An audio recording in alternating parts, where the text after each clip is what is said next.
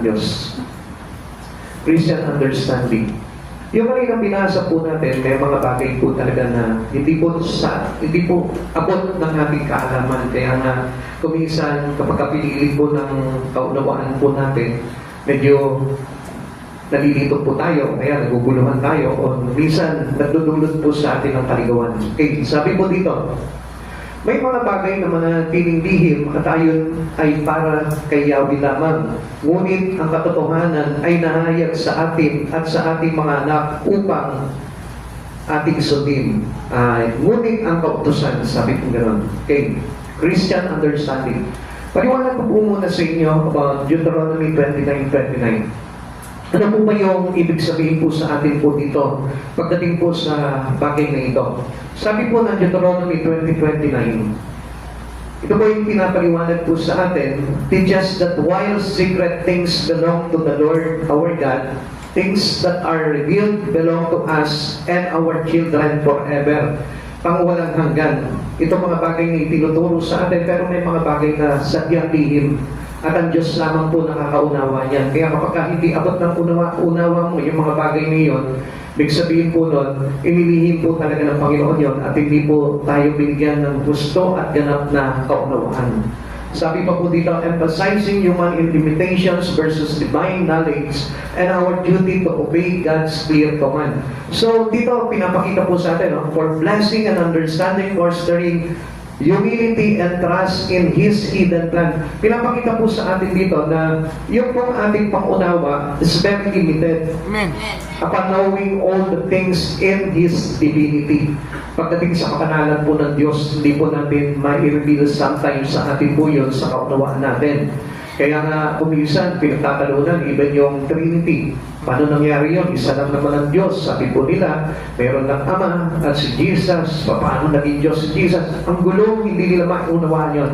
Kasi merong mga limited understanding ang isang tao pagdating sa Panginoon. Kaya huwag po tayo magkamali sa mga bagay na ito. Sabi pa po dito, the fourth concept contrasts the unknowable future and deep mysteries with the accessible truth in Scripture, urging people to focus on what's revealed for faithful living, lessons relevant to every generation. Pero ito raw po, merong mga nakapaloob po dito na sa kaituturan ng pagkakaunawa natin o pagkakilala po natin, ay merong mga malalim na misteryo o bagay parang mga bagay na talagang halos hindi natin maintindihan po.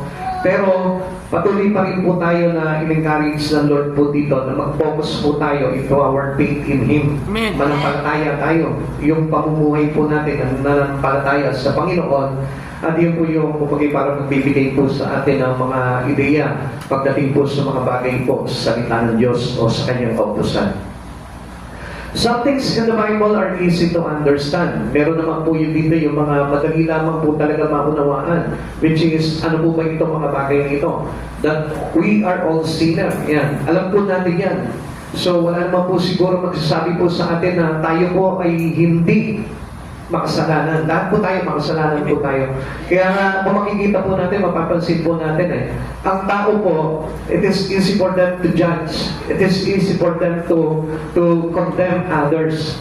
Kaya nga, kuminsan, parang tayo po mismo, humahatol tayo sa pagkakaunawa natin na ako, malinis ako, siya, mali siya. Parang ganun po, ano po, yung nakagawa lamang po tayo ng sin sa kapwa po natin, halos hindi na po natin matanggap. God's loved sinners and provided for our salvation. Yan, madali lamang din po unawain po itong mga bagay na ito na Jesus po mismo nagandog ng kanyang buhay para sa ating kaligtasan. Romans chapter 5 verse 8. Sabi po dito, pinadama ng Diyos ang kanyang pag-ibig sa atin na mamatay si Kristo para sa atin, para po tayo maligtas. Those who respond to God's love receive eternal life. Ito po, medyo talagang gasgas na po sa atin sa kaunawaan po natin ito. No? Kaya madali na po natin intindihin ito. Sabi po ng John 3:16, for God so loved the world that He gave His only begotten only Son, that whoever believes in Him shall not perish but have eternal life.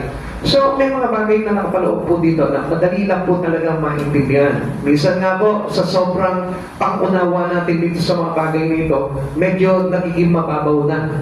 at medyo parang nawawala na po tayo doon sa point ng Lord para sa totoong pananampalataya natin sa Kanya para magkaroon tayo ng kaligtasan. Like for example, bigyan ko po kayo dito sa sinabi po dito sa John 3:16. Whoever believes in Him. So, kung titignan natin, madali lang, naniniwala man ako sa Diyos. So, ibig sabihin, ligtas na ako. So, meron pa rin mga bagay doon na lingid sa kaunawaan natin na ang Diyos pa rin ang magpapasya. Hindi tayo, kundi ang Diyos pa rin yung magpapasya ng kaligtasan po natin. Kaya, any one of us should not condemn others dahil ang Diyos ang nakakaalam ng mga bagay na yun. Tandaan po natin, we are all sinner. Naunawaan po natin yun na tayo nagkasala. Kaya, hindi po natin pwede na tayo po mismo sasabihin natin ibaw sa kapwa natin, o ikaw hindi ka maliligtas. Bakit? May tanong agad. Meron po agad tayong question po doon na maglalaro sa isipan natin. Bakit hindi ako maliligtas? Samantalang lahat naman tayo makasalanan, pinubos tayo ng Panginoon at tayo yung nanampalataya sa Kanya. So, doon pa lang sa mga bagay niyon, medyo may pagtatalo na agad. Pero, maliwanag pa rin sa isipan po natin. Some things in the Bibles are difficult to understand. Yan. Pag sinabi naman difficult to understand, talagang meron po tayong harder part of our understanding. Amen. Meron tayong mahirap na talagang unawain. Like for example, itong mga bagay na ito, talagang hindi maunawaan po ng mga Kristiyano po ito. Even long time Christians already, pero hindi pa rin po maunawaan ito. About the subject of sovereignty can be divisive. So, meron mga pinagtatalunan po tayo. Kaya nga, kahit na po ang mga religious sects or yung mga, sabihin po natin, mga convert in Christ Jesus, nagtatalo-talo pa rin sila. Amen. At hindi pa rin po nila maunawaan. Ano po ba ito mga bagay na pinagtatalunan na ito? Like for example, yung foreknowledge, elections, predestination, and adoption. Dito po nagkakaroon po ng pagkatalo-talo ang bawat isa. Dito yung mga usapin na pinagtatalunan po nila. Kumbaga parang alam na ng Diyos, di ba? Sabi po, alam na ng Diyos kung sino yung sa Kanya. God has elected people already na maliligtas para sa Kanya. Meron naman yung mga predestination na itinalaga na talaga sa Panginoon. At yung adoption na kung saan hindi naman tayo mga Hudyo, bakit tayo meron tayong kaligtasan. Yung mga ganun pong issue na pinagtatalunan na hindi makabot ng iba. Nabawang ang Diyos lamang po nakakalam nun at hindi po abot at saklaw ng ating kaunawaan po yun. Kaya let it all to God. Kung magpapayan natin sa Panginoon yun, basta gawin po natin yung nararapat na totoong pananampalataya natin sa Panginoon. It is the supreme power of God. Yun po yung pagiging sovereign ng ating Panginoon. Na siya lamang po yung mayroong pong alam doon sa bagay na yun. Sabi nga po ng Ephesians chapter 1 verse 4 to 5, bago palighain ang sanlibutan pinili na niya tayong upang maging Kanya sa pamamagitan ng ating pakikipag-isa kay Kristo, upang tayo'y maging banal at walang kapintasan sa harap niya. Dahil sa pag-ibig ng Diyos, tayo'y Kanyang pinili upang maging anak niya sa pamamagitan ni Kristo. Iyan ang Kanyang layunin at kalooban. So, kung titignan po natin, dito may pagkatalo-talo na agad tayo Bago pa lang daw lighain ang sanlibutan, mayroon na siyang pinili. Alam niya na, di ba? Kung sino yung sa Kanya. Sa pamamagitan daw ng ating pakikipag-isa kay Kristo upang tayo'y maging banal. Dito nga po, kung minsan, akala ng iba, nakapasok sila sa church, banal na ako. Nanampalataya ako sa Diyos, banal na ako. Pero ang hindi po nila alam, yung magiging banal po natin ay kaloob din sa atin ng Panginoon. Amen. On behalf of our God. On behalf of Christ Jesus, kung bakit po, kung bagay parang naka-inherit po tayo ng kapanalan ng ating Panginoon. Tayo Kanyang pinili, kung bagay parang we are elected people already to God to be His children. Yun po ay kung bagay parang sinasabi natin, kapag nagsipa na ako sa born again, elected people na ako to God. Ako'y children of God na, hindi pa rin po, no? May mga bagay pa rin po na nakapaloob po dyan na kung saan parang magugulo talaga yung isipan mo. Pero sabi ko nga po sa inyo, ipaubaya natin sa Panginoon. Amen. Ang maganda po dito yung pananatili natin sa Panginoon ng buong katapatan. The certainties of sovereignty is our focus. Ito po yung kailangan na focusan natin kung gaano ba talaga itong supreme power ng ating Panginoon. Let us assure it. Kailangan na maisiguro po natin sa buhay po natin kung yung pagiging sovereignty ng ating Panginoon. Ito po yung kumbaga para siguraduhin natin at fokusan natin. Sabi nga po ng Deuteronomy chapter 29 verse 29, may mga bagay na sadyang inilihim ng Diyos nating si Yahweh, ngunit ipinahayag ang kaupusang ito upang sundin natin at ang ng ating mga anak magpakailanman. Natin at ng ating mga anak. So, ang pinakamaganda po dyan, na para masiguro po natin ito, sundin na lamang po natin. Amen. Because obedience turns a person into salvation. Amen. Ganun lamang po yun, na kapag tayo naging masunurin tayo. But before this chapter, alam niyo po ba, nagturo ang Panginoon ng mga bagay-bagay. It's about Deuteronomy 28. Tinuruan po tayo ng ating Panginoon na yung bunga ng pagsunod at bunga ng pagsuway. So, alam na po natin yan, no? Deuteronomy 28, nagsasabi po sa atin na kapag tayo po ay sumuway sa Panginoon, hindi tayo magpapalain, hindi tayo liligtas, hindi tayo iingatan, babagsak sa atin ang sumpa kapag hindi po tayo talagang sumunod sa Panginoon. And vice versa po, na kapag sumunod naman tayo sa Panginoon, pagpapalain tayo, maging yung ating mga anak, yung ating mga inapo, hanggang sa ika-4 na salinay, mamana po sila ng pagpapala mula sa ating Panginoon. Ingatan po tayo, di tayo magkakaroon ng mga matitinding karamdaman. So, bago po ito, ipinaliwanag po sa atin ng Panginoon yung mga bagay niyon, kaya meron na rin po tayong idea. Meron na rin po tayong pagkaunawa doon. Kaya lang, bakit po kaya meron pong bagay dito na hindi talagang lubos na maunawaan po ng mga tao? Ano po ba yung mga bagay na yun? Minsan kasi may mga bagay na kasuklam-suklam po sa Panginoon na hindi nauunawaan ng tao ngayon because of their lack of knowledge about His law. Amen. Kaya nga po, sabi po dito sa 29 verse 4, ngunit hanggang ngayon ay hindi pa niya kayo binibigyan ng sapat na pangunawa, linaw ng paningin at talas ng pandinig. Alam niyo po kung bakit? Because of our lack of trust in God. Amen. Yung wala yung pagtitiwala natin, kaya nga po dito mga people of Israel, no, mga during that times, wala silang talagang pagtitiwala at pananalig sa ating Panginoon. Mas gusto pa po nila talaga na gawin yung pansarili po nila. Kaya sa panahon po natin ngayon, ganun din po, nowadays. Pinapakita po sa atin ng Panginoon na pagka tayo po talaga ay wala talagang pagtitiwala sa Panginoon at nagtitiwala lamang po tayo sa sarili po natin. Magkakaroon po talaga tayo ng conflict to understand the Scripture. Amen. Hindi talaga natin maunawaan ito. Kahit nabasahin po sa iyo araw-araw ito, hindi natin mauunawaan ito. Because ang Lord lang din po yung magbibigay po sa atin ng kaunawaan. Okay, the certainties of sovereignty is our focus. Number 1. God's sovereignty doesn't conflict with the gospel. Hindi po yung babangga sa mabuting balita mula sa ating Panginoon. Kaya nga, kung mapapansin po natin, if we are focusing on the sovereignty of God, babasahin po natin ang Biblia. Uunawain po natin ng buong puso yung Biblia, yung salita ng Diyos. Para lang sa ganon, hindi tayo magkaroon ng conflict sa pamumuhay natin with regards on the Scripture. Amen. Ibig sabihin po nito, masusunod po natin yung salita ng Lord at masusunod po rin natin yung sinabi po sa Deuteronomy 28 na ang bunga ng pagsunod ay pagpapala. Ang bunga ng pagsunod ay pagtatagumpay. Amen. Ang bunga ng pagsunod ay pag-iingat. Ang bunga ng pagsunod ay kaligtasan. Amen. So, doon hindi ngayon tayo magkakonflict nito. Kaya kapag halimbawa tayo po, no, mananampalataya na ating Panginoong Jesucristo, this is better for us to obey the words of God. It is better for us to apply it into our daily life. Amen. Kailangan tayo po lahat pinababahay po natin ang salita ng Diyos or else hindi po talaga tayo makakaunawa doon sa mga bagay na yun. Even though you are churching, nag-church ka na palagi, habit mo na mag-church, magsimba, makinig ka sa salita ng Diyos. Pero kung hindi mo sinusunod pa rin ito, hindi ka pa rin po lubos na makakaunawa sa mga bagay nito. Kaya nga, sabi nga po sa atin, let us focus into the certainties of His sovereignty. Kailangan nga po na talagang doon po tayo nakapokus.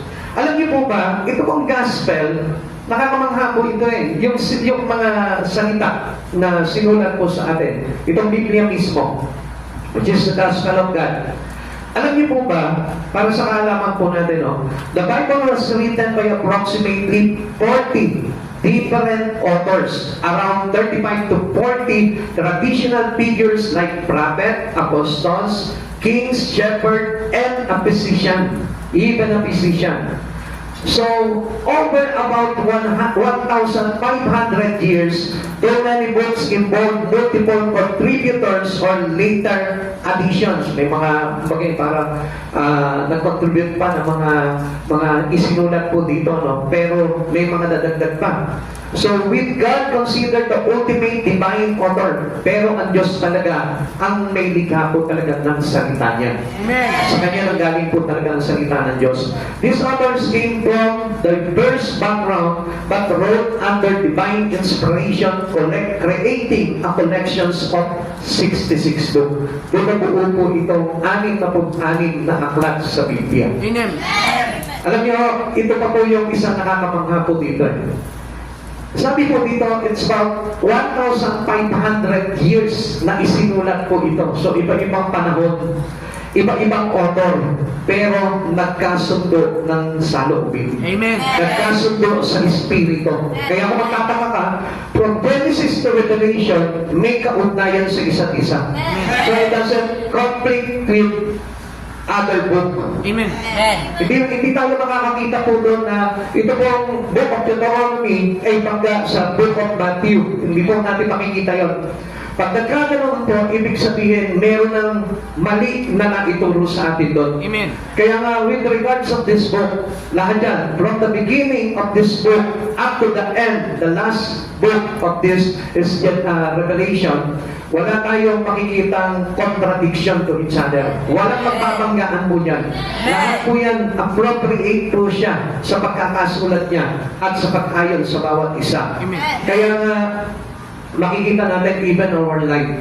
Kailangan yung buhay natin bilang mga Kristiyanos not conflict with the given gospel to us by God. Amen. Yun ang inyakan po natin. Ngayon, although sometimes di natin nauunawaan, pero kailangan pa rin po natin mag-base po tayo sa pamumuhay natin according to the words of God. Kaya masabi niya kanina na dapat na ituro natin maging sa ating mga anak. So, para sa kaunawaan po natin yung mga bagay na yun. Now, the gospel makes salvation available to all. Nandito po, lahat yan, nakasulat yan. Kaya nga, sa creation pa lang, sa Genesis pa lang, pakikita po natin na mayroon na nakahanda agad ang Diyos na plano. Amen. Di ba? Na-fall po itong si kumbaga, nagkasala po itong si Eva at Adan, pero meron na po agad disenyo ng kaligtasan na meron ng Panginoon para sa atin. Kaya nga, sabi po ni Pablo po sa Romans chapter 1 verse 16, hindi ko ikinahihiya ang magandang balita sapagkat ito ang kapangyarihan ng Diyos para sa kaligtasan ng bawat sumasampalataya, una sa mga Hudyo at gayon din sa mga Grego. So, ibig sabihin yan, nag-umpisa po itong kasulatan na ito, itong batas na ito, itong kautusan na ito para sa mga Hudyo, para sa ngipin ni Israel. Pero sa kalaunan, because of the grace of God, tayo po yung inabot po ng kautusan na ito para tayo po yung magkaroon din ng kaligtasan. Pero sa iba, ang sabi nila, ang kaligtasan sa mga Hudyo lang, wala sa atin, kawawa naman tayo. Pero ngayon, tayo po iniligtas na ng Panginoon. Bakit? Basta tayo po yung sumampalataya sa Kanya, lumapit sa Kanya, at magtiwala sa Kanya, tayo po yung meron ng kaligtasan. Amen. The gospel is the power of God's bringing salvation. Ito raw po yung kapangyarihan ng Panginoon. Kaya nga, this word of God is powerful. It can transform a life. It can convert you into the Lord. Kaya nga, maganda po talaga basahin po natin ang salita ng Diyos. Dili-diliin natin araw-gabi para matupad natin ang nasa doon. Sabi ng Joshua chapter 1 verse 8.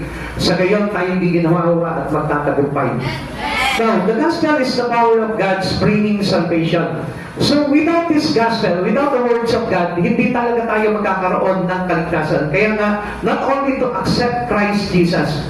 Sabi po sa atin ng John chapter 5 verse 24, Sino mang nakikinig ng aking salita at nananalig sa nagsuko sa akin ay may buhay na walang hanggan. Hindi na siya hahatulan, inilipat na siya sa buhay mula sa kamatayan. Nagkaroon na po tayo ng crossover because of the power of the words of God. Amen. So kaya napakalaga ng words of God. Huwag na huwag po kayong hindi magbabasa at makikinig ng salita ng Diyos. Amen. Dahil dito nakasalalay ang buhay natin. Kung gusto niyo po na maligtas, this is Christ Jesus. This is the life of Jesus. Because the Word of God is Jesus. Now, it can be transformed your life by reading the Bible because you read Jesus. Dahil ang binabasa natin mismo is si Jesus. Amen. 1 Corinthians chapter 15 verse 3 to 4. Sapagkat ibinigay ko na sa inyo bilang pinakamahalaga sa lahat ng tinanggap ko rin. Ano yung tinanggap ni Pablo? The words, the gospel. Na si Kristo ay namatay dahil sa ating mga kasalanan tulad ng sinasabi ng kasulatan. So, sino po ang nagpatotoo ng mga bagay na ginawa ni Jesus? Ang salita ng Diyos. Amen. So sa madaling salita, hindi natin pwedeng baliwalain lang ang salita ng Diyos dahil siya po yung kapangyarihan na kung saan ipinamuhay ng ating Panginoong Jesucristo. Ginanap niya yan.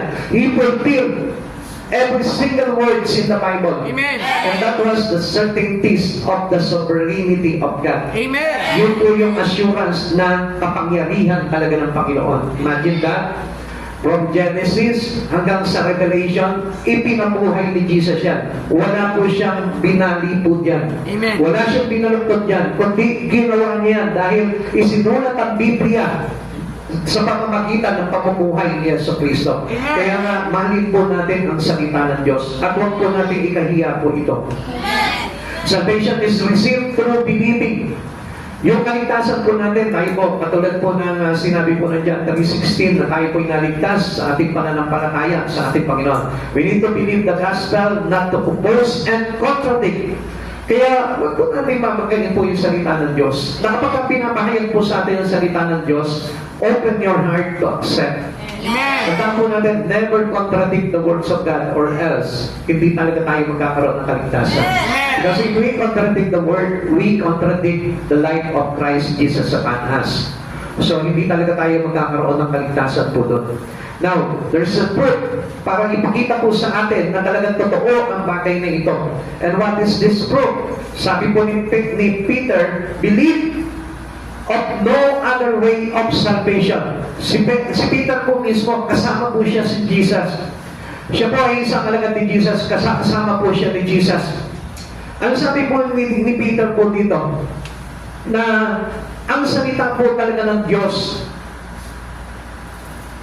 sa pananampalataya natin, tayo po yung magkakaroon ng kaligtasan. Bakit kaya sinabi ni Pedro po ito? Gawa chapter 4 verse 12. Tingnan niyo po kung nagka-contradict po ito. No? Walang contradiction to.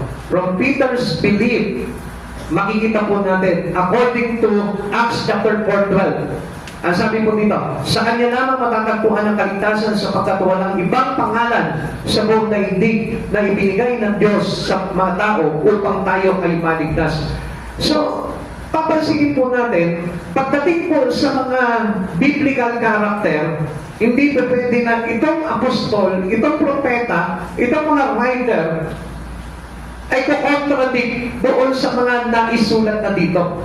Kaya nga, mayroon pong assurance po ito na nagsasabi na talagang itong bagay na ito ay iisa lamang po ang pinanggalingan, which is our God. Amen. Amen. It is the breath of God. So, ano ba po yung proof po dito? We are justified by faith alone. Sabi naman po ito ni Pablo.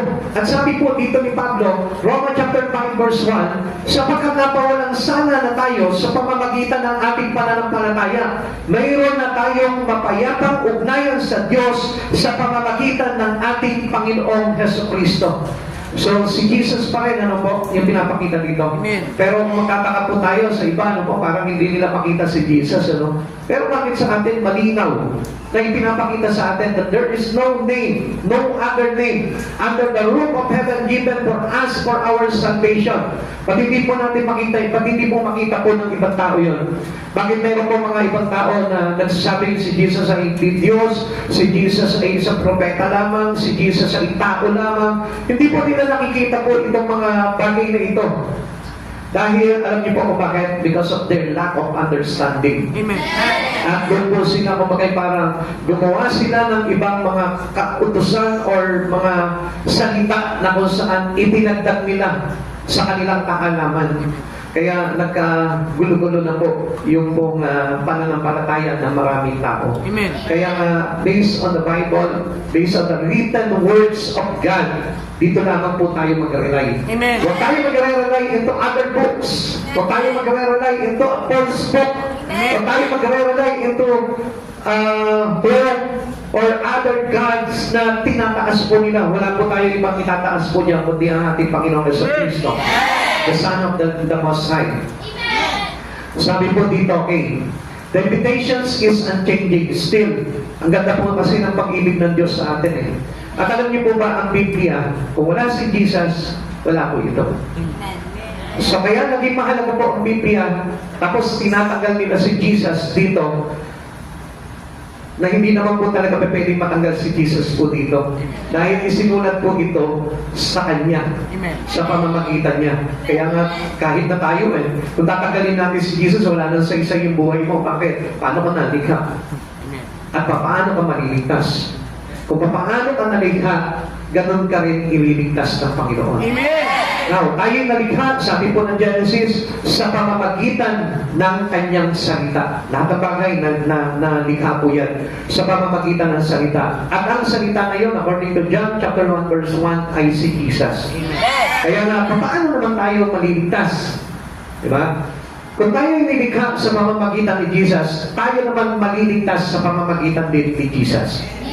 So kaya hindi po natin pwede na tanggalin yung mga bagay na yun. This word invite us to believe na kailangan manampalataya tayo doon. Amen. Ngayon, ang sabi po sa atin ni Jesus, according to Matthew chapter 11 verse 28 to 30, lumapit kayo sa akin, kayong lahat ng mahihirapan at lubhang nabibigatan sa inyong pasanin, at kayo'y bibigyan ko ng kapahingahan. Pasanin ninyo ang aking pamatok at matuto kayo sa akin, sapagkat ako'y maamo at may mababang loob. Makatakat po kayo sa akin ng kapahingahan. Through Christ Jesus. Si Jesus po yung nagsasalita po dito.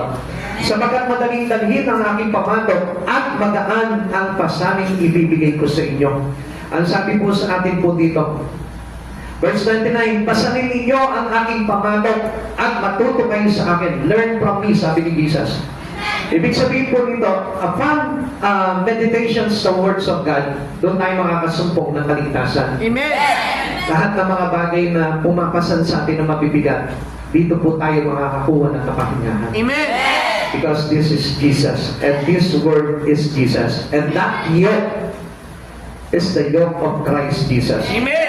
Yung mga pinapasan po natin ngayon, kapag halimbawa tayo po inanampalataya sa Panginoon, yung yoke of bondage sa buhay po natin, yung yoke of burdens natin, papasanin po ni Jesus yan para sa atin. Amen. At doon po tayo magkakaroon ng kapahingahan or kaligtasan. Amen. Now, kaya lang po kasi, maraming tao ayaw po talaga matuto sa Panginoon. Ayaw nila makipag-trade ng pamatok pagdating po sa Panginoon. Ang gusto ng Lord po talaga, ikaw mismo, kung ano yung pamatok mo, pag lumapit ka sa Kanya, kukunin niya yun. Amen. Dahil yun yung burden of sin. Kaya ang bigat ng buhay ng isang tao, kung bakit puro problema ang buhay ng tao. Kasi sabi ko nga po sa inyo, kapag ang buhay po natin nalayo kay Jesus, medyo bumibigat po ang buhay. Amen. Pero kapag lumalapit tayo sa Panginoon Jesus, it will be lightened. Amen. Kaya sabi niya, when your burden is light, He makes our burden light. Amen. Na kapag tayo po ay lumapit sa Panginoon, gagaan po yung ating pasanin.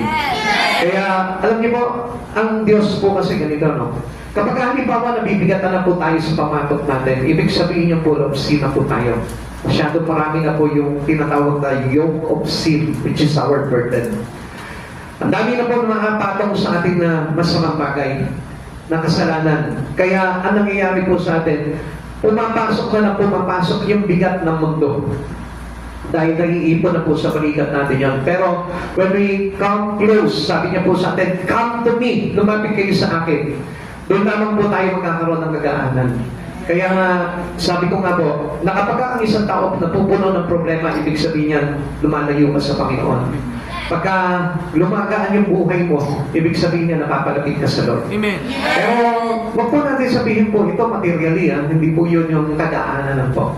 Kasi yung iba, parang feeling nila magaan yung buhay nila dahil marami silang pera. Hindi po dun yun.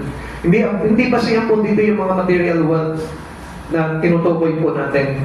Ang basihan po dito, yung pong ating espiritu. Amen. Kasi ang nagdadala po dito yung kaluluwa po natin. Amen. Na kapag halimbawa mabigat yung pakiramdam ng kaluluwa mo, bibigat din talaga yung buhay mo. Amen. Amen. Kaya huwag po tayo maguluhan po dito. Okay, number 2. Let us focus into God's sovereignty. God's sovereignty doesn't cancel the Great Commission. So, kaysa puluhin po natin yung isipan po natin, ano po? Let us be a witness to Christ Jesus and receive the responsibility of being a witness for Christ. Ano po ba yung magiging responsibility na po natin? Kapag tayo po ay naging alagad na po ng Panginoon, tinanggap na po natin si Yesu Cristo sa buhay po natin, we have that Great Commission. Amen. And this commission, bilang tayo mga witness, tayo po mismo ay inatasan ng Panginoon na humayo. Amen. Ipabalita po natin yung mabuting balita, which is the gospel of salvation through Christ Jesus. Yun na po yung ipinamamalita natin. Yun po yung ginagawa natin into street preaching. Yun po yung kinakatok natin sa bahay-bahay para ibalita sa kanila yung good news ng salvation. They were our Lord's last words to His disciple and the last word for us as a believer. Kung mapapansin po natin, sinasabi po ng iba, atas lamang po yan ng Panginoon doon sa kanyang mga alagad. No, we are a disciple too. Amen. Tayo lang po mga alagad ni Kristo. As a believer to Christ, we call disciple. Amen. Tayo ay mga mananampalataya ni Kristo, kaya consider that we are disciple to God. Amen. Now, sabi po dito, the Great Commission sent early Christian everywhere with the gospel. Hindi po dito sinabi po na yung kanyang mga alagad lang. Kasi ang sabi po ng Mateo 28:18-20, sabi niya ngayon, umayo ngayon gawin ninyong alagad ko ang lahat ng bansa. So, ibig sabihin, they are not 12 disciple only. We, buong bansa na talagang inabot ng Panginoon are all disciple to God. Amen. Lahat tayo alagad ng Diyos. We are all servant of our Christ Jesus. Amen. Churches exist today around the world because of the Great Commission. Yun din po yung umabot sa atin. Kaya nga, kapag inabot po natin yung bagay, inabot po tayo ng bagay na yun, ibig sabihin, we receive the Spirit of God. Kaya lumagana po sa atin yung kaligtasan. As kapag tinanggap po natin yan, para po ano yan parang internet yan Yung internet na yon, pagka kumonek ka, connected ka na doon. Makakapag-browse ka na, di ba? Sa laptop or sa computer mo o sa cellphone mo, malayo na makarating mo. So, ibig sabihin, upon receiving Jesus' Spirit, we are transformed to be His disciple already. Amen. So, with the Spirit of God, meron na rin po tayong alituntunin na dapat gampanan. To be a witness to Christ Jesus. We go in all nations and make them to be disciple of God. Kaya nga, huwag natin pigilan po yun. Para na sa ganun, lumagana pa po sa mga susunod na mga tao na isisilang sa mundo na ito at makakilala pa rin kay Yesu Cristo. Amen. Kaya hindi nyo napapansin, ano po, ang daming mga nagsulputan po talaga. At minsan, naging mali na po yun talaga, nakagisnan po nila pananampalataya. At minsan, hindi na po si Jesus po yung naging talagang Diyos po nila. Alam niyo po kung bakit po yun? It is because of false witness. Amen. Lumagana po ng mga panahon po na yun, kasabay po ng panahon ng first churches, lumagana po talaga doon yung mga maling aral, which is the false gospel, noon pa po yan. Kaya until ngayon, marami pa rin mga false gospel, false teaching na tinuturo po sa mga tao that is apart from Christ Jesus. Kaya kung ano-ano na po yung mga aral na tinanggap po ng mga tao. Kaya nga, huwag natin pigilan po yung bagay na pinagagawa sa atin ng Lord or else maraming mapapahama. Amen. And upon us, as a believer to Christ Jesus or as a disciple to Jesus, kailangan gawin po natin yung tungkulin natin sa Panginoon. Amen. Which is is go with all nations. To spread the gospel to every houses. Gawin po natin yung bagay niyo. Huwag tayo maging tamad po doon dahil yun po yung bagay na kailangan gampanin na po natin. Sabi po dito, many churches, the Great Commission is the Great Omission. Tinanggal na po. Kaya makikita niyo po, maraming mga churches hindi na umahayo. Hindi na pinoproclaim yung mabuting ginawa ng ating Panginoong Jesucristo. We must get back to trying and carrying the gospel to the lost people everywhere. Our focus must move from programs to people who needs the Lord. Alam niyo po, nung natutunan ko po yung Great Commission yan, yan po ako nagkaroon ng mga goals. Dati, wala naman akong goals. Gusto ko lang talaga makilala si Jesus. Kaya lang po ako nagkaroon ng goals dahil natutunan ko po yung Great Commission. Bakit? Through Great Commission, kailangan po na tayo po talaga yung mapakita natin, being saved by Christ Jesus, we must be a witness. At yung pinaka-goal po natin yan, to reach every nation. Yung abutin po natin yung maraming tao. At hindi po tayo manatiling, sabihin po natin, single Christians to God. Yung parang solo ka lang. Dahil hindi po tayo pwede mabuhay ng solo lang. Kailangan po natin gamitin yung sarili natin as well as kung paano ginamit ni Jesus to save many. Ganun din po tayo. God's sovereign plan empowered believers to be mighty missionaries. Huwag mo sasabihin, church attendees ka lang.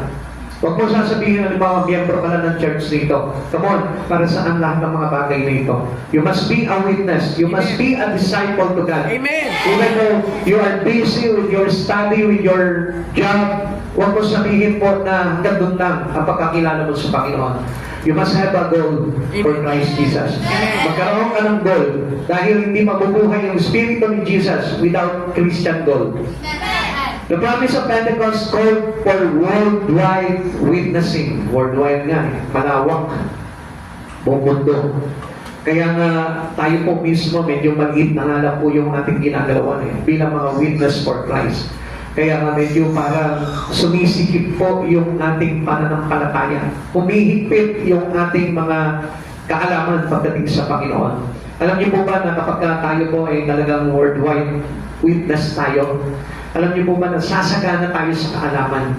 Kaya nga yung sinabi po kanina po dito, yung binasa po natin. Sabi po ng 29 verse 4, ngunit hanggang ngayon ay hindi pa niya kayo binibigyan ng sapat na pangunawa, linaw ng paningin at talas ng pandinig. Why? Because of the lack of goals. Amen.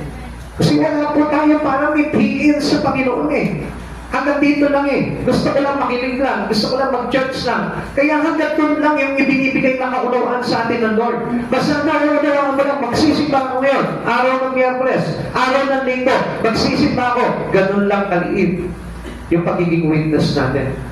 At hindi po ba nagiging source of salvations to others? Kailangan tayo po mismo, maging living gospel po tayo. Amen. Buhay na salita ng Diyos po dapat tayo. Amen. Kaya nga we receive the Spirit of Christ Jesus for us to perform whatever we witness to Christ Jesus. Ginagawa namin yun. Nagpe-pray tayo ng mga may sakit, nagpapalayas tayo ng mga demonyo, nagpapalaya tayo ng mga makasalanan. Tayo po na, ginagawa natin yun. Why? Because we are having the Spirit of Jesus Christ. Amen. Witness po kasi natin yun. As a servant to God, tayo po mismo, dala-dala po natin yung tungkulin na yun. Kaya huwag mo sasabihin ako, tungkulin ko lang, magsimba lang ako na magsimba. Hindi ka lalago pagka ganun lang. Kaya you must be a witness to Christ Jesus. At yun po yung pagpapakita talaga ng sovereign power na tinanggap mo sa ating Panginoon. Amen. Yung pagiging sovereignty ng Lord na ito, makikita mo na mamanifest sa buhay mo. Kaya nga mga isang parang namamatay yung kapangyarihan ng Lord sa buhay ng isang tao Alam niyo kung bakit? Kasi na hindi makapag-manifest sa buhay po ng isang tao. Na kailangan po talaga, upon receiving God Upon receiving our salvation through Christ Jesus, dapat the power of Christ Jesus manifested in you. Amen. Kaya manifest na yun. Kung baga overflow na yung spirit of presensya ni Jesus sa buhay mo. Na kapag may nakaharap ka tao, you share the gospel. Kapag may nakaharap ka na may sakit, pagpapray mo yun, pagpagalingin mo yun sa pamamagitan ng panalangin. Siya po, babahagian mo ng kabutihan ng ating Panginoong Jesucristo. Alam nyo, kaya nga ako minsan, marami po mga Kristiyano nowadays. Mapapansin po natin, nagkaroon na ng problema, pinandabigan na sa Panginoon. Why? Kasi hindi po nasi-show up sa kanya yung kapangyarihan ng Diyos. Pinapatay niya yung bagay na dapat sana nagmamanifest sa kanya. Hindi makapag-penetrate sa buhay niya, sa katawan niya, sa katauhan niya. Yung pong espiritu ng ating Panginoon, which is the power, the sovereignty of God. Amen. Kaya nga dito, we may assure that sovereignty, that sovereign power of God through us. Amen. Bilang mga Kristiyano na witness natin yung kabutihan ng pagliligtas ng Panginoon sa atin, dapat po yan pinapakita natin. Amen. At hindi po natin tinatago yung bagay na yun. Kaya nga, pati yung kaunawaan po natin, pagdating sa salita ng Diyos, lumiliit at nawawalan tayo ng kaunawaan. Kaya tayo easy to be destroyed by the enemy. Sabi po ni Hosea, people destroyed because of lack of knowledge. Dahil sa kawalan ng kaunawaan pagdating sa salita ng Diyos, dahil sa kawalan ng pagpapahalaga sa aral ng Diyos, nawawala yung kapangyarihan ng Diyos, dahil sa walang gana sa mga bagay, sa Espiritu ng Diyos, kaya po tayo pinanlalabigan, kaya po tayo, agad-agad po tayo nawawasak, nangatake ng kaaway, at naitakaboy po tayo. Why? Because of the absence of His sovereignty on us. That's supposed to be yung supreme power ng Lord na yun, nasa atin po mga mananampalataya yun eh. Amen.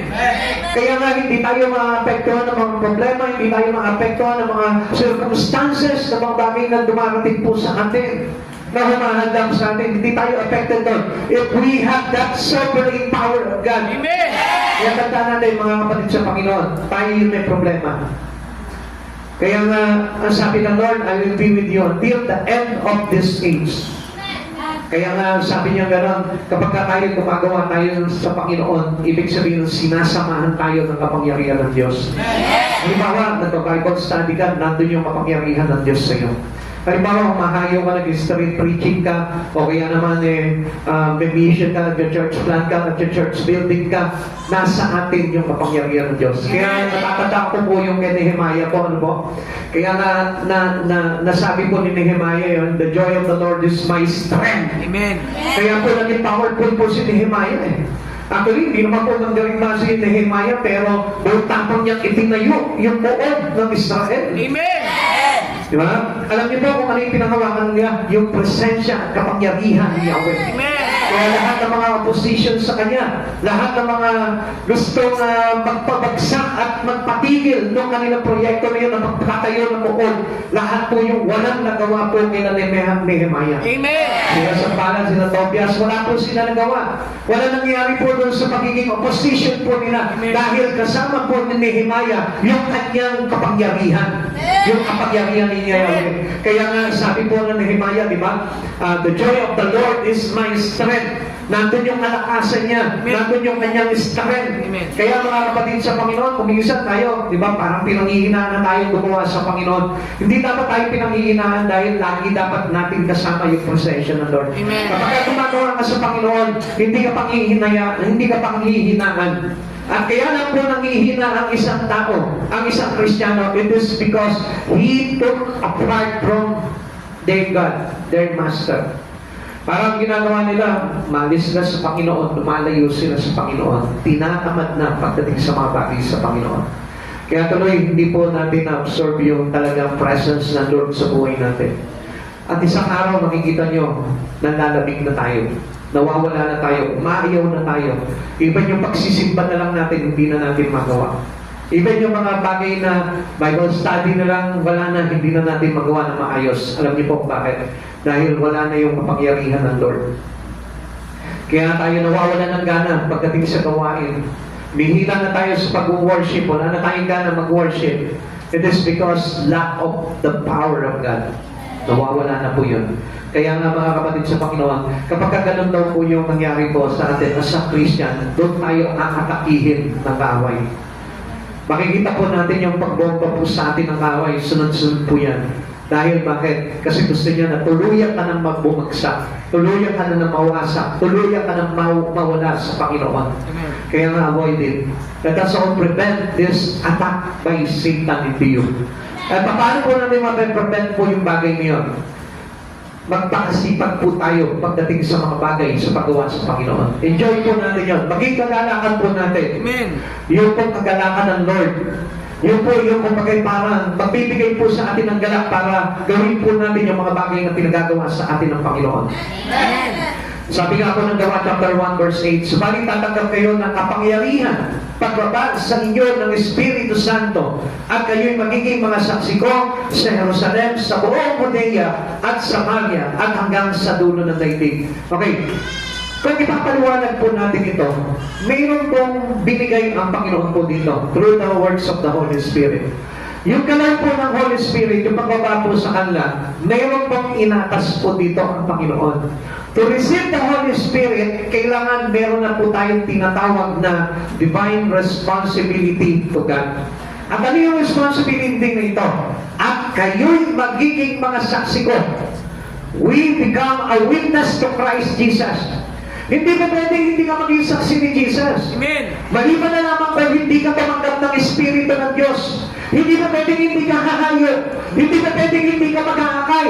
Hindi ba pwedeng hindi ka mag-Bible study? Hindi ba pwedeng hindi ka magkakaroon ng kasipagan, tapang, pagdating sa mga bagay sa paglilingkod sa Panginoon? Dahil you become a witness and you receive the Holy Spirit. Kaya ang tendency po nun, the power of God is within you. Nasa iyo. At yun yung magtutulak sa iyo. The Holy Spirit itself, yun yung kapangyarihan ng Diyos na sumasa atin, tinanggap natin. Kaya tayo nagiging masipag sa paggawa sa Panginoon. Kaya nagiging active yung Espiritu natin sa mga bagay sa Panginoon. Why we love all the things in God. Kung bakit ka nag-church? Dahil nandun yung kapangyarihan ng Diyos na nagtulak sa iyo. Kaya nga, do not limit the power of the Holy Spirit in you. Amen. Alam niyo, kapag tayo po yung nagkakaroon ng tinatawag na extravagant worship to God, ibig sabihin nyo, dumarating po yung kapangyarihan ng Holy Spirit sa atin. Kapag halimbawa, nagkakaroon po tayo ng bold sharing the words, ibig sabihin nun, that's what's the power of God. Amen. Pero kapag halimbawa yung tinatamad ka, na nasa church ka, tinatamad ka, nawawalan ka gana, wala yung Holy Spirit doon. Do not deceive yourself. So huwag mong iisipin na kapag nandito ka na sa iyong Holy Spirit, tinulak ka ng Holy Spirit dito, kaya lang, ikaw mismo, direject mo. Bakit? Kasi nawalan ka ng gana. Kailangan ipakita mo, show up your interest and willingness to want the works of the Holy Spirit in you. Ialaw mo yun. Kung sinasabi halimbawa ng Panginoon, ng Holy Spirit, na gumawa ka sa Kanya, mag-witness ka sa Kanya, gawin mo yung bagay niyo. That was the power. Pero sabi nga po dito but you of Christian receive the power of the Pentecost Day. On the Pentecost Day, kukunti lang yung tumanggap. Ito lang yung mga tapat na alagad ng ating Panginoon. Kaya sa panahon po natin ngayon, hindi po natin masiguro kung talagang tumanggap tayo ng Holy Spirit kung tayo po'y walang gana pagdating sa mga bagay sa Panginoon. Tanongin mo yung katabi mo ngayon, may gana ka pa ba? May gana ka pa ba? Kaya kanina nung sinasab, excuse me, nung ako po'y kumakatok sa puso po ninyo sa pagtatayo po ng templo ng Diyos, medyo parang nakita ko po, medyo naalala po kayo Sabi ko, Lord, where is your power? Supposed to be dapat umihiyaw itong mga lingkod mo. Praise the Lord. Hallelujah. Sige, gagawin namin yung bagay na yan. Natutuwa tayo dahil gagawa tayo for the glory of God. Pero nakita ko kanina yung mga reaction nyo, Lord. Asa na yung Holy Spirit sa kanila? Asa na yung kapangyarihan ng Diyos sa kanila? Naglalagay ng kagalakan at lakas para gawin yung mga bagay niyo. Kaya nakakatuwa, every Monday and Tuesday, nakakatuwa, makikita mo yung mga kalalakihan natin, no? Kahit tamad dumayo yung mga yan. Pero pagdating ko sa pagtatayo ng templo ng Diyos, nakita mo, tuwa pa sila, ay mga nakabilang sa inyo. Amen? Kaya nga, sana makumpit yung iba, no? Hello? Kung talaga meron po talaga tayong Holy Spirit, ang Holy Spirit po kasi magtutulak po sa atin yun eh. Para gawin yung mga bagay niyo eh. Kaya nga, na-amaze nga po ako sa kanila noon dahil kahit ang tigas-tigas ng lupa na binubungkal nila, sige lang, tuwa pa sila. Kahit makikita mo, yung isa nakabaon na doon sa binubungkal nila. Tuwa pa rin po sila. Di ba? So, yung strength na yun, nagbibigay sa kanila ng Panginoon, it is the power of the Holy Spirit to build the temple of God. Kaya alam nyo, mga kapatid sa Panginoon, wala na sila dun. I tell you, there is an absence of the Holy Spirit in you. Dahil yung Holy Spirit, yun yung magtutulak sa iyo para gawin mo yung mga bagay na pinagagawa ng Panginoon. Amen. Number 3, God's sovereignty doesn't curtail evangelism. Pag sinabing curtail, ang ibig sabihin niya, reduce in extent or quantity. Hindi po natin kailangan binabawasan o sinasaklawan yung gusto mangyari ng Panginoon. Actually, ito nga po yung sinasabi ko sa inyo. Yan po ay even as po sa church na ito, na ipagtayo po natin ang ating Panginoon ng templo. Pero parang dapat tayo po lahat, masaya tayo doon. Dahil naging bahagi po tayo ng pagtatayo ng templo ng Diyos. Si David nga, gusto niya, akuin yun. Lord, ako na lang ang pagtatayo ng templo mo. Hindi ikaw. Yung anak mo si Solomon ang magtatayo niya. Alam mo mga kapatid sa Panginoon, si Pablo, kahit nag-solo lamang po siya, sinikap niya talagang maitatag po talaga ang mga iglesia. Kaya nga kung mapapansin po ninyo, ito po si Pablo talaga, gumawa po talaga siya ng tent. Nag-tent making siya for 2 years para lamang po makitayo po yun. And then pagkatapos po noon, nakitayo na po yun, umalis na po siya. Iniwan niya na po yung pagka-tent making at siya po ay umabot na sa mga bansa na kung saan, bansa ng mga hentil. Kaya nga, kay Pablo, hindi po, wala po yung salitang curtail. Dapat sa atin din po. Yung salitang curtail, hindi po sa ating mga Kristiyano yan na nakareceive ng Holy Spirit. We're not limiting the works of the Holy Spirit on us. Hindi natin binibigyan ng limit po yung bagay na yun. Gospel must be unstoppable. Bakit po kaya? Because yung gospel po, lagi po natin sinasabi, di ba? Sabi po natin, doesn't complete to the, yung buhay po natin doesn't complete into the gospel. Kaya nga, kung mapapansin po natin, kung ang mga unang iglesia noon, unang mga alagad ni Kristo noon, nagtayo sila ng mga iglesia. Dapat tayo rin po, meron tayo noon. In extent to us, tayo mismo ginagawa natin yung mga bagay na yun. Dahil sila ginawa nila yun, because for the sake of the Holy Spirit, that given them a power, kung pababa po sa kanila during the Pentecost, dapat tayo rin po na naganapan noon. If we are belong to the first church, kung tayo po belong doon sa mga unang alagad ni Kristo na tumanggap ng kapangyarihan ng Diyos, dapat tayo din po talagang nakikitaan ng mga bagay niyon. Amen. Kaya nga mga kapatid sa Panginoon, we need not to cancel the Great Commission. Lagi natin tatandaan, kailangan tayo bilang mga alagad ni Kristo na tumanggap ng banal na Espiritu. Mari mong tanongin niyo ang tabi mo, tumanggap ka ba ng banal na Espiritu ng Diyos? Tumanggap ka ba ang banal na Espiritu ng Diyos? Huwag mo siyang tanongin na parang gano'n lang. Tanongin mo siya na mayroon naman talaga sa puso. Tumanggap ka ba? Minsan kasi akala natin, basta simpleng tinatanong ka lang eh. Akala natin pinibiro lang po tayo eh. Kasi gusto po talaga ng Lord na maramdaman po talaga sa puso natin na kung talaga tayo po talaga yung natun talaga sa atin talaga yung Holy Spirit. Kaya nga minsan alam nyo, in our service, makikita mo talaga yung nagtatagalay ng Holy Spirit eh. If you are here in this front, makikita mo sa tao kung sino talaga yung nagtatagalay ng Holy Spirit. Why? Makikita mo yung galang sa puso. Makikita mo yung interest. Makikita mo yung lalim ng kanilang espiritu pagdating sa pagsamba sa Panginoon. Kaya nga, it is easily to recognize Who's with the Holy Spirit right now? Amen. Amen.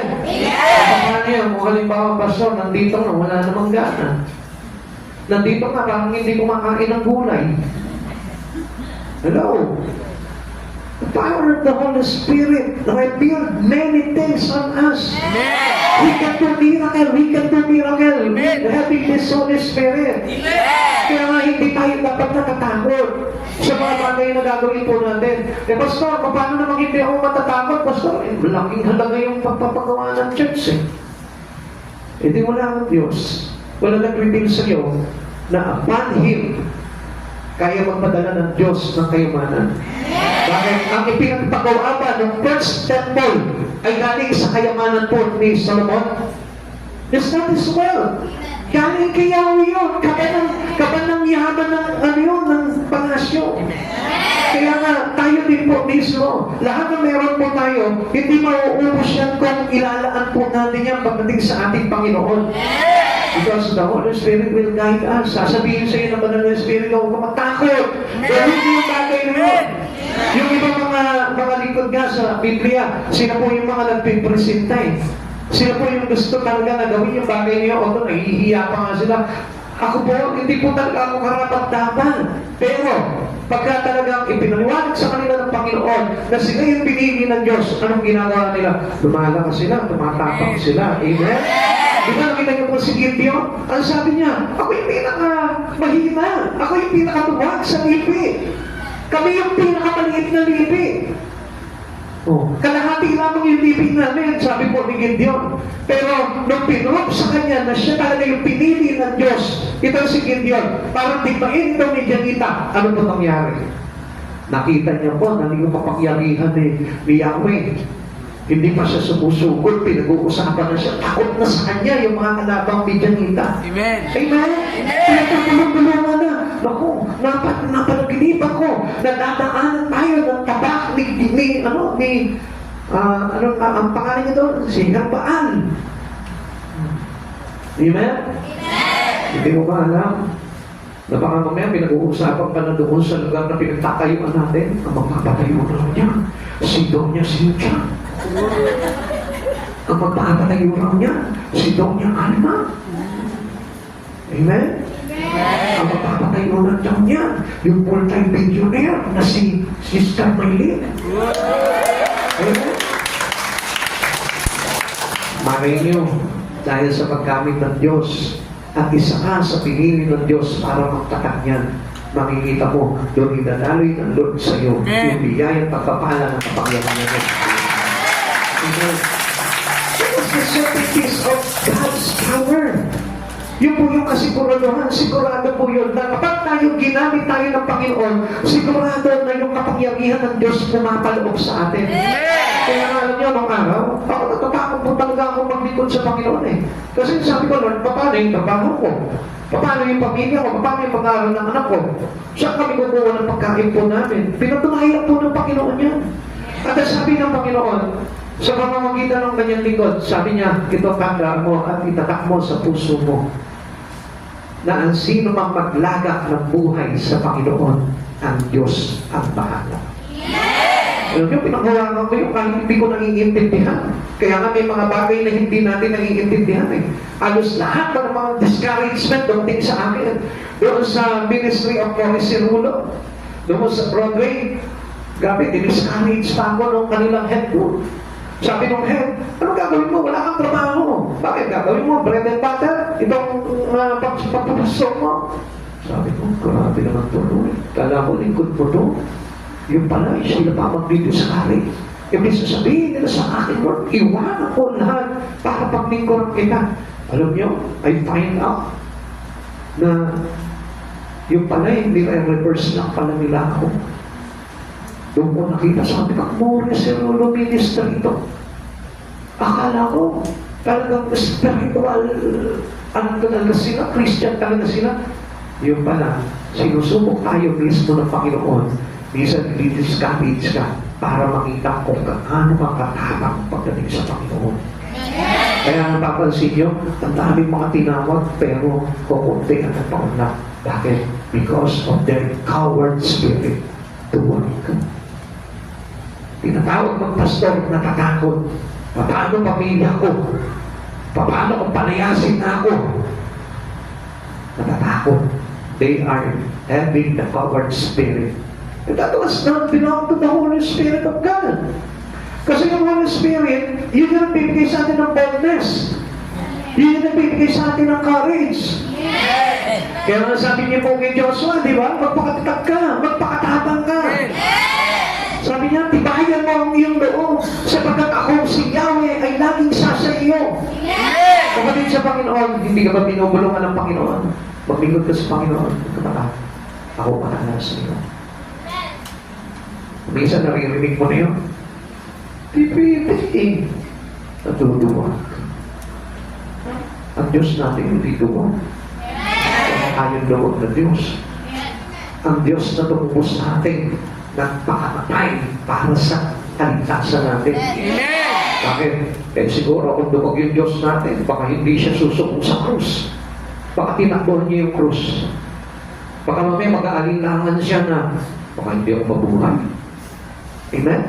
Siyempre, nasa katawan tao si Jesus eh. He's pure man at the time. Pure human. Di siyempre may kaisipan siya katulad din ng kaisipan natin. Pero hindi yun ang pinairal niya kaisipan. Hindi yung pagiging duwag, kundi ang nakalagay sa isipan niya, yung kanyang duty, yung kanyang layunin, yung kanyang tungkulin, yun yung talagang pinuusan niya po doon, yung kalooban ng Ama. Now, kapatid sa Panginoon, kung tayo, duwag po tayo, hindi tayo pa pwede paglingkod talaga sa Panginoon. Amen. Dahil God reject those cowards. Wala po mga lingkod na duwag. Wala po mga lingkod ng Diyos na natatakot na hindi makakain, natatakot na hindi magkaroon ng pera, natatakot na hindi yumaman, natatakot na hindi matupad yung kanyang mga pangarap. Walang lingkod ng Diyos na gano'n. When you are having the Holy Spirit, and when you are having this sovereign power of God, hindi ka matatakot. Amen. God is not willing that any should perish. Kaya nga po, kung mapapansin po natin, ano po, God's sovereign doesn't curtail evangelism. Ayaw niya po talaga na masaklawak po ito at maharangan. Bakit? Gusto niya kasi lahat maligtas. Why the long wait for Christ's return? Why He allows time for more to come to repentance? Kasi ganito po yan. Kaya po, hindi pa po dumarating ang Panginoon kasi gusto niya talaga na maligtas po tayo. Lahat. Lahat ng mga tinatawag niya, gusto niya maligtas pa. Binibigyan pa po niya tayo ng pagkakataon. Kaya lang, kuminsan, natatakot po talaga ang tao na lumapit sa Panginoon. Dahil they know that they are having their struggle about their likes. May mga gusto po nila. Doon po sila talaga mag-i-struggle dahil lahat po ng mga bagay nito, babangga po ito talaga sa gospel. Eh, ang sabi po ng kanina sinabi natin, that God's sovereignty, ang sabi po dito, doesn't contradicted to the gospel. So, ibig sabihin po, yung buhay po natin, if we are staying on our own life, magiging pangga po talaga yan into the gospel. At hindi po talaga tayo magagamit po talaga ng Panginoon. Kaya nga, ang Diyos mismo, mga kapatid sa Panginoon, binibigyan tayo ng pagkakataon to understand these things para na sa ganun, lumapit ka sa Kanya. Kaya lang kasi, yung simpleng bagay na lamang na sinasabi natin na tayo may pananampalataya sa Panginoon, hindi magmanifest sa buhay po ng mga believers. We are believers to Christ Jesus. Nananampalataya na tayo na siya ni Diyos. Pero hindi tayo nananampalataya na tayo ililigtas ng Panginoon. Kung talaga nananampalataya ka na ililigtas ng Panginoon, hindi ka pa mananampalataya sa Kanya na papakainin ka niya. Amen? Na ibibigay niya lahat ng mga pangangailangan mo, na hindi matutuyuan yung bangan mo, na hindi ka matutuyuan sa harina at sa tinapay at sa mga inumin. Pero bakit tayo natatakot? It is because we don't believe God. We know God, but we are not believers to Christ. Kilala natin ang Diyos, pero if we have fear to lose all everything in the world, ibig sabihin yung takot ka at wala ka talagang pananampalataya sa Diyos. You did not trust in Him. Kaya kapatid sa Panginoon, minsan, hirap sabihin na talagang mananampalataya ni Kristo. Alam nyo, minsan kapag talagang dapat na sinabi mo talagang mananampalataya ka ni Kristo, dapat, siya na, pakita mo. na talagang totoong nananampalataya ka sa Panginoon. Hindi ka natatakot sa mga bagay-bagay. Because absence of fear are to those who have faith, a real faith in God. Pero kung nando pa rin yung takot mo, takot ka magutom, takot ka mawala ng trabaho, takot ka ng pagpalayas ng pamilya mo, takot ka maglingkod sa Panginoon, that is not faith. Ang totoo pa ng magpalataya, sumusuong pagdating sa Panginoon. Amen. Ginagawa niya kung ano yung ibig ng Panginoon dahil yun ang kalooban ng Diyos sa Kanya. Sabi po dito, He allows time for more to come to repentance. Gusto ng Diyos na maligtas tayo na. Kaya na, let's say, ngayon, sa oras nito, kung mataklay ang espiritu mo, paano ka maliligtas? Kaya nga, the active of the Holy Spirit give us joy, Amen. give us power. Amen. Kaya tayo nagkakaroon ng kagalakan. Kung tignan mo yung katabi mo ngayon, wala na. Lolo na. Lola na. Di ba? Nakita niyo ang mga lolo at lola. Di ba? Medyo mahina na yung galaw niya. Minsan ka, daling pa tayo ng mga lola eh. Nakita niyo po ba si Nanay Mercedes? Nakita niyo pagka nagbibigay ng flyer siya sa panig. Ang bilis ng mga takbo pa niya. Amen? Hello? Eh, kuminsan yung espiritu natin, dahil nga walang gana sa Panginoon, para tayo mga wala na. So, hindi yung makita sa atin yung power of God. Kaya nga, paano tayo magkakaroon ng kaligtasan kung matamlay ang espiritu natin? Sabihin mo sa katabi mo, paano mang ililigtas ng Diyos? Paano maiiligtas ng Kung Diyos? hindi mo tinanggap yung lakas at kagalakan mula kay Kristo. Kung hindi mo tinanggap ang lakas at kagalakan mula kay Kristo. Kaya nga hindi pa bumabalik ang Lord eh. Kaya nga until now, hinihintay ka pa niya. Amen. Hinihintay niya na sumigay yung espiritu mo. Hinihintay niya na makisama ka sa mga gawain. Hinihintay niya na makiisa ka, makibahagi ka. Kasi pinubuhay niya pa yung espiritu ng ilan. Amen. Kaya ang pangako ng Diyos, hindi niya pa po tinutupad yung kanyang pagbabalik po dito dahil sa iyo na wala pa rin gana. Ano, sabihin mo sa tabi mo, magkaroon ka na ng gana. Huwag lang puro sa pagkain kami gana. Ha? Parang humihina yata yung salita niya dyan. Ha? Ulit nga, ulit. Ulit nga, tatlo. Ulit. Ano? Lakas. Magkaroon ka ng gana! Huwag lang muna sa pagkaibigan! Eh? Hindi na masabi po sa pagkain yung may gaan. Hindi. Ang kagandahan dyan, yung energy na nakukuha nila sa pagkain, nilalagay nila talaga sa pagkain sa Panginoon. Kaya nakikita mo, ang lilusin ito ng mga bata na ito. Ha? Sa paggawa sa Panginoon. Kaya lang sa pagkilos. Ganun. Pero pagka gumawa naman sa Panginoon, mabilis sila. Amen? Kasi alam niyo, kaya bumabagal. Kasi minsan nasusobrahan ng kain. Inaantok. Amen? Kaya, ang Diyos hindi pa rin po inaalaw niya na bumalik. Bakit po? Kasi sabi po ng 2 Peter chapter 3 verse 9, ang Panginoon ay hindi nagpapabaya sa kanyang pangako gaya ng inaakala ng ilan. Hindi pa tinutupad ng pangakong iyon alang-alang sa inyo. Binibigyan pa niya kayo ng pagkakataon ang lahat upang magpagsisi at tumalikod sa kasalanan sapagkat hindi niya nais na may mapahamak. Kaya nga, do not curtail the gospel. Natin pigilan yung evangelization, yung great commissions of God. Tayo po lahat magkaroon tayo ng sipag, ng tapang, ng lakas, ng kaganakan para maipamahagi po natin ang salita ng Diyos sa marami. Amen. Consider the evangelistic fervor of the early church. Yung pong eagerness. Yun po yung nakikita sa atin. Yung lagi po tayo, kumbaga parang mas hindi po talaga tayo gusto natin talagang gawin dito. Katulad po ng mga unang iglesia po ng araw.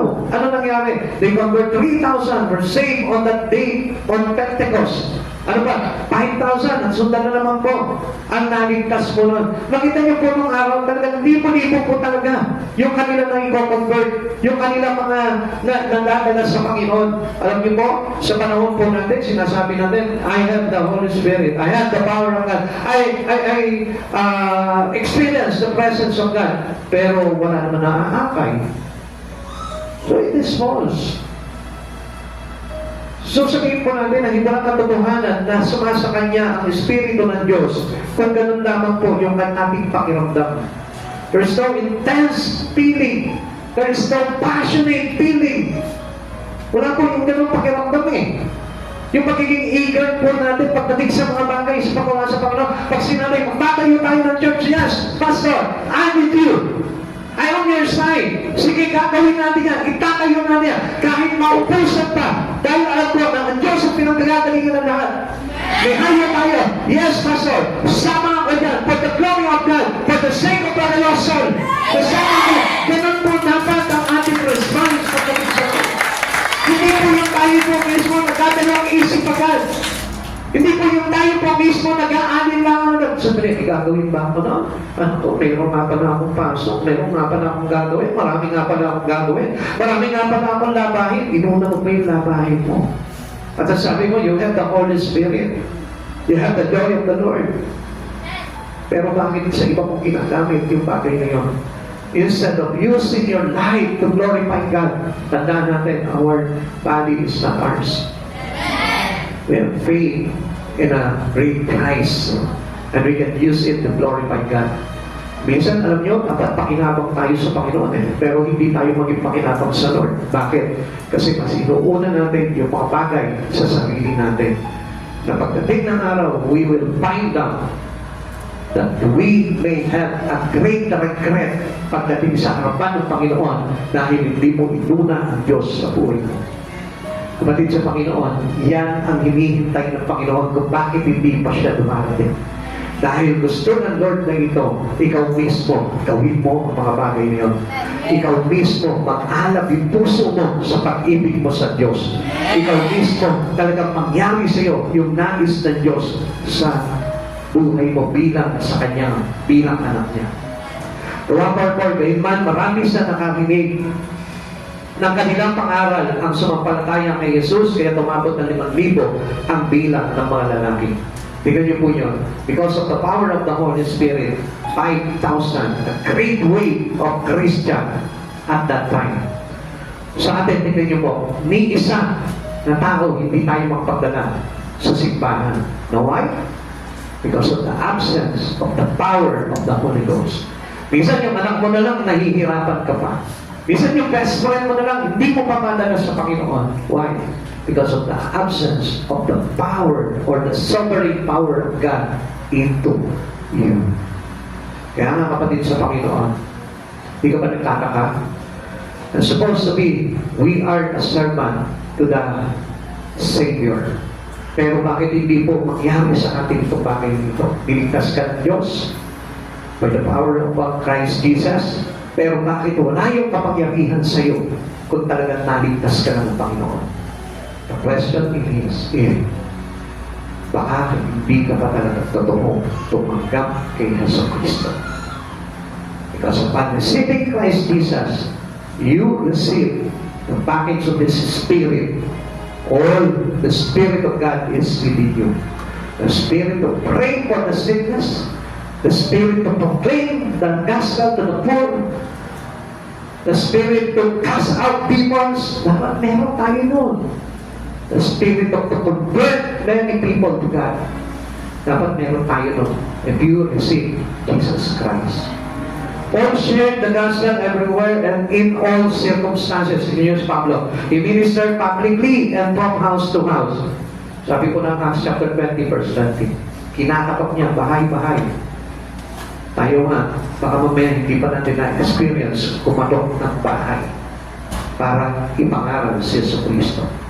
Ilang taon na tayo sa Panginoon, pero mga hindi mo pa naranasan kumatok sa gate ng isang tao, kumatok sa pintuan ng mga tao para ibahagi si Kristo. Kapatid sa Panginoon, it is very complicated things. Kaya nga, gusto ko po malaman po ninyo mga kapatid sa Panginoon, ang talagang tumanggap kay Kristo, nandun na sa Kanya yung sovereign power ng ating Panginoon. He evangelized night and day with tears. Imagine that? Gabi man o araw, wala siyang sinasayang na pagkakataon because of the power of Christ Jesus is within them. Kaya kapatid sa Panginoon, if our standing is very limited in your Christian life, I tell you, medyo tingnan mo mabuti kung talaga tinanggap mo na si Kristo sa buhay mo. Baka mamaya tanggap ka lang ng religion, but there is no relation. Religion is the absence of life that coming from Christ Jesus. But the relations is being alive through Christ Jesus. Dapat maintindihan niyo po yung bagay niyo. Kaya sa oras nito, kapatid sa Panginoon, gusto ko malaman mo na kaya ka nandito ngayon dahil binubuhay ka ng Panginoon. Hindi tayo nandito ngayon dahil magaling tayo, kundi dahil meron tayong mabuting Diyos. Meron tayong magaling na Diyos. Kung talagang tayo po, itagad tumanggap talaga ng Espiritu ng Panginoon, gusto ko po na malaman po ninyo, mayroon na tayong obligatory spirit that belongs to our God. At sa oras nito, kapatid sa Panginoon, obligahan mo yung sarili mo na maglingkod talaga sa Panginoon. Obligahan mo yung sarili mo na gumawa ng mga bagay para sa karangalan ng Diyos. Hindi ba pwede na limitahan po natin yung sarili natin sa mga bagay na yun? Or else, hindi natin mag-prove talaga na tayo po talaga ay pinananahanan ng kapangyarihan ng ating Panginoon sa Kristo. A life without God is powerless, but a life with Christ Jesus is powerful. Kaya sa oras nito, kapatid sa Panginoon, gusto ko po na makakita natin lahat sa Panginoon na tayo po talaga ay pakinabang for the glory of our God. Tayo po lahat magsitayo.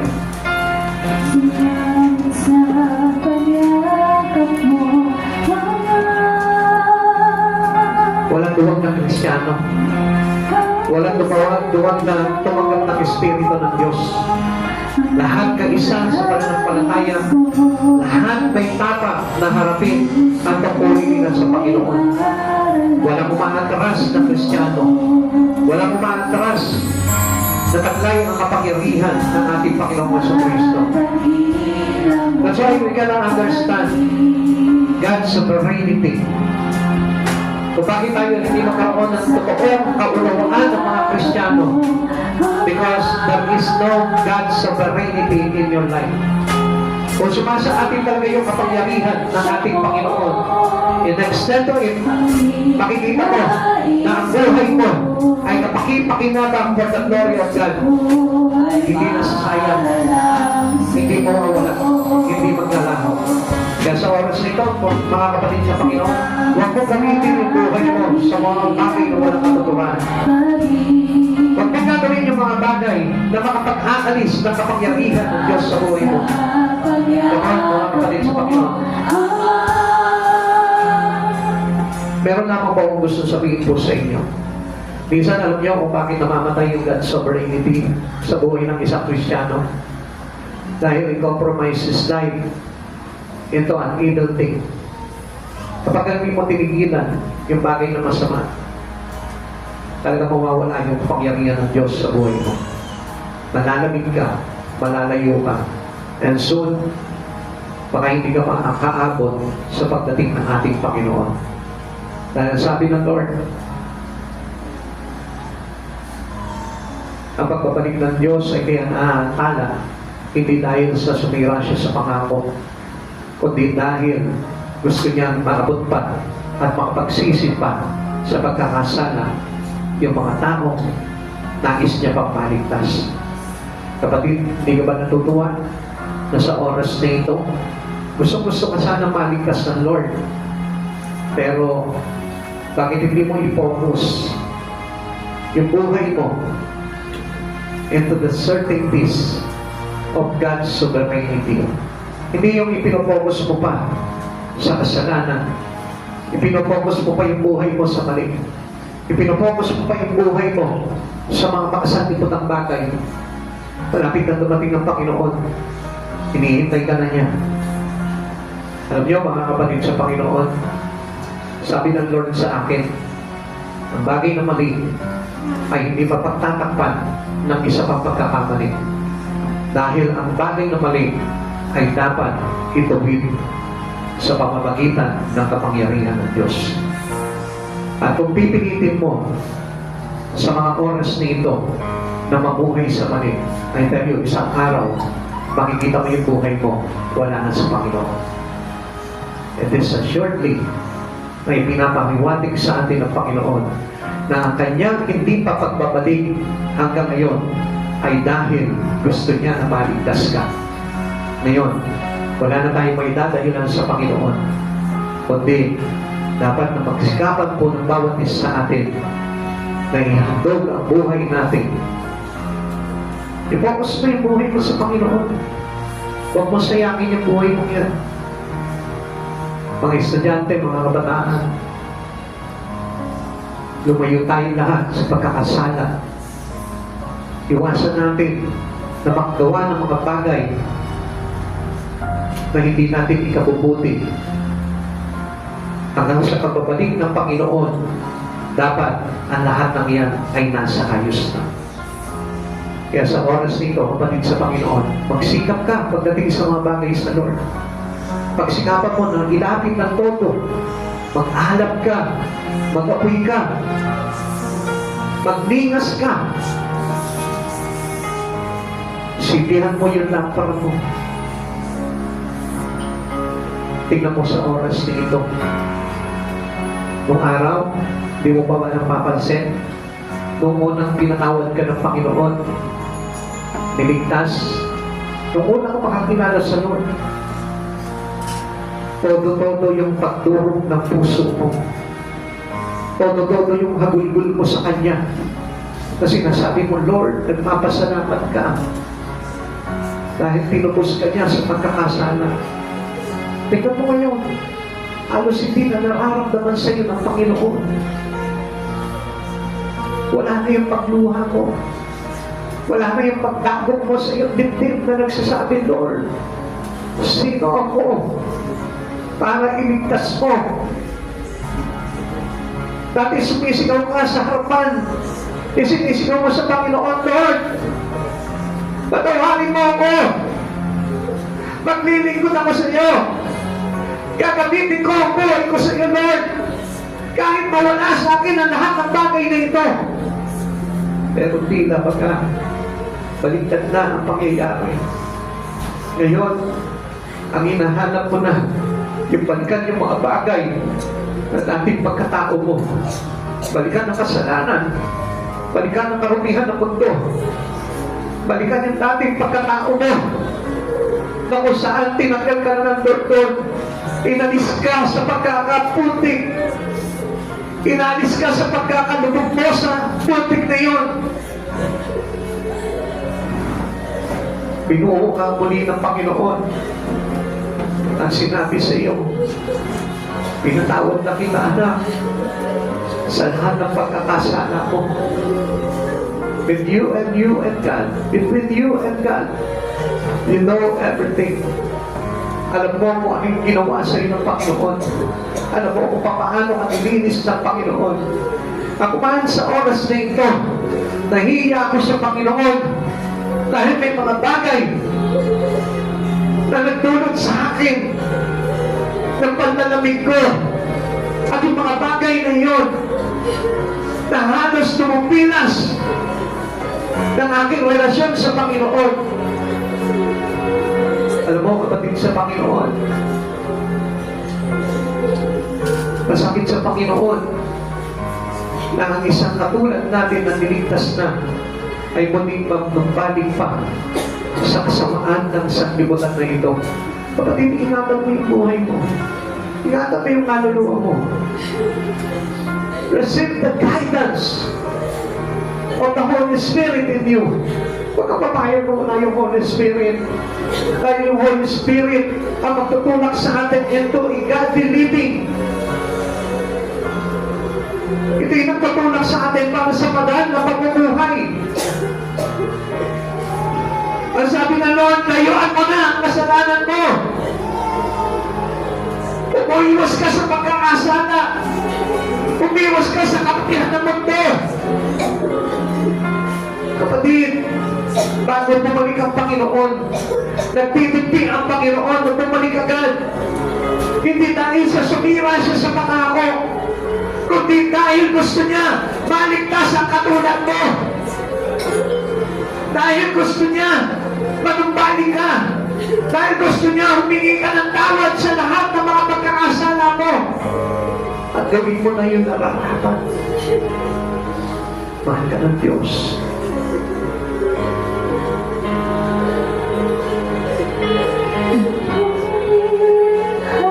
Mahal ka ng Panginoon.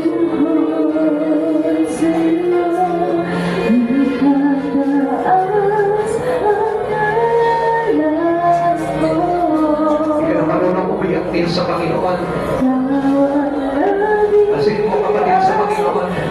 Kung talaga mahal mo ang Diyos, isang tinig pa lang niya na nagsasabi sa iyo, pinamahal ka niya. Hindi ba madudurog na ang kalooban mo? Subalit hindi mo na yata nakikita ang kalagayan ng Espiritu mo sa mata ng Diyos. Tila ba nga nadaya ka na, nadadami mo lang. Tila ba nga nadaya ka na, ng pagkakilala mo lang sa sarili mo. Kapatid sa Panginoon, huwag mo dayahin ang sarili mo.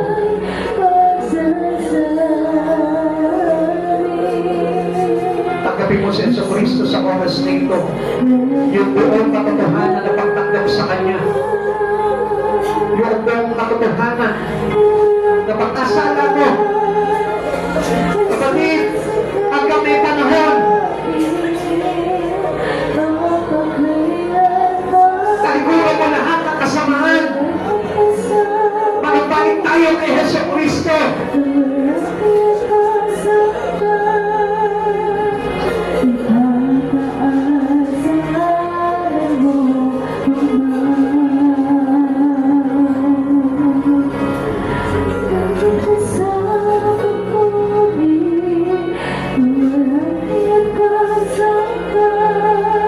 Hallelujah, Jesus. Lord of Christ. Lord of Christ, Jesus alone.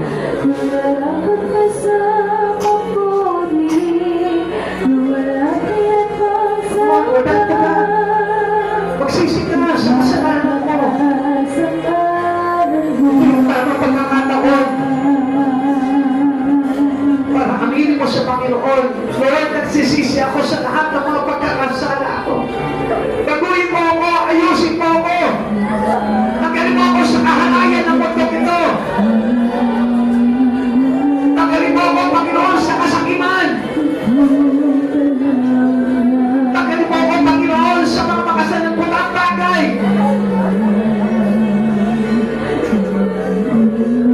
Alisin mo sa puso namin, Panginoon, ang katamaran. Ang kawalan ng pananampalatayang pagtitiwala sa iyo, Panginoon. Bawalan mo yung aming Espiritu, Panginoon, na makagawa ng mga bagay na labag sa iyo, Lord. Isinusuko namin sa iyo, Panginoon, ang lahat ng aming mga karumihan. And let your God's divine power, Lord, overflow, Panginoon, sa puso ng lahat na nandito ngayon. Tanggapin mo si Yesu Cristo sa buhay mo. Makikita mo ang pagbabago na magaganap sa iyo. Lumayo ka sa kasalanan ng mundo. Do not entertain the world. Do not entertain anything in the world. Only receive the Spirit of Jesus, the Spirit of holiness that can send you into His kingdom.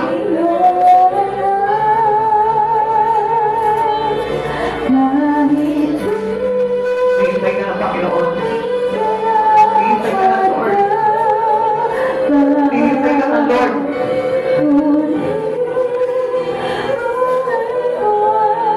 Tanggalin mo yung pride mo. Ibaba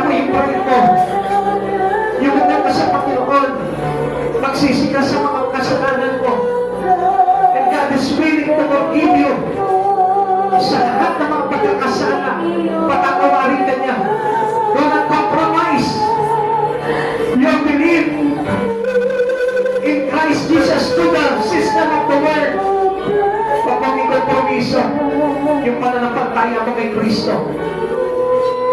Huwag mong hayaan na gawin mo ang pang-isa sa mga tao na lumalabag sa kalooban ng Diyos. Humiwalay ka sa kanila. Layuan mo sila. I-focus mo yung buhay mo into godly nature. Sa kabanalan ng Diyos, sa kapurihan ng Diyos. Gumawa ka sa Kanya. Magbigwat ka sa Kanya.